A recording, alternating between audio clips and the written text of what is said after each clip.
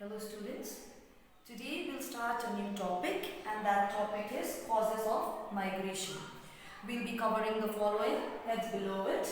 Number 1, the causes of migration are education. Number 2, marriage. Number 3, unemployment.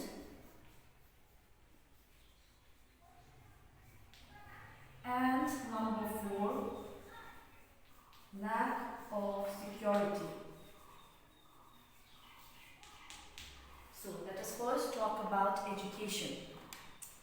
We'll see that the rural areas that we have lack proper education facilities, especially in the case of higher education. So what happens then? People tend to migrate from rural areas to urban areas for better education facilities. Other than that, sometimes the students tend to settle there for jobs or for better standard of living as well, even after they complete their education. Next, when we move on, we see the next topic as marriage. The next cause that we have is marriage. So, when we talk about marriage, marriage plays a very important role as a social factor of migration. When we talk about marriage, we see that every girl after she gets married tends to move and stay in her in-laws' place. Since she is moving from a place, that also is one of the major causes of migration. Other than that, we also see that migration in case of marriage could be either a long term or it could also be short term. Thirdly, let us move on to unemployment. The other cause of migration is unemployment.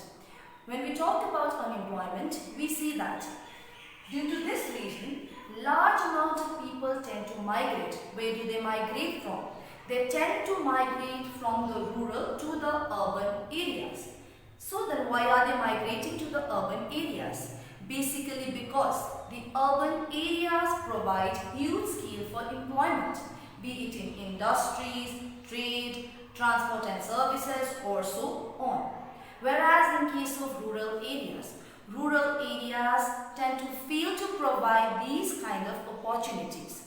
Be it agricultural based industries in case of rural areas, they are unable to provide large amount of employment to the people.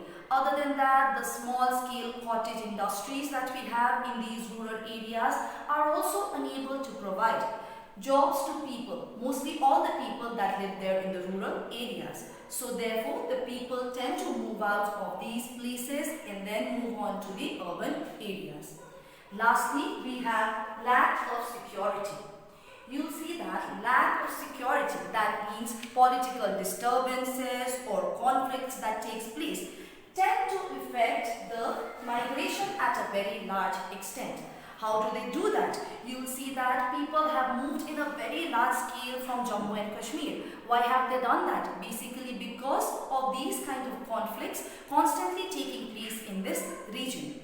Other than that, we will also see, other than these four, we have also come to know that there are few minor causes of migration as well, which could be for recreation, for better health facilities. Other than that, for legal advices, people tend to move to nearby towns and cities. Moving on, let's talk about the pull and push factors. So what are these factors?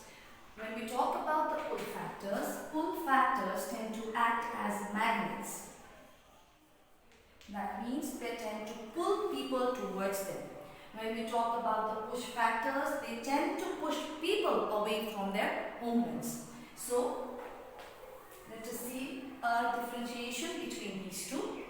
When we talk about the pull factors, what could those be? First of all, employment. Be it in industry or transport, etc. Other than that, the other reason could be better standard of living.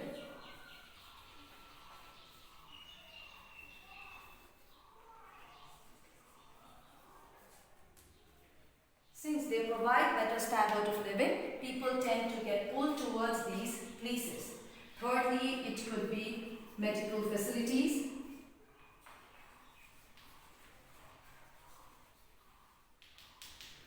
As they provide better medical facilities, people tend to get pulled towards these places. And lastly, we could also see education.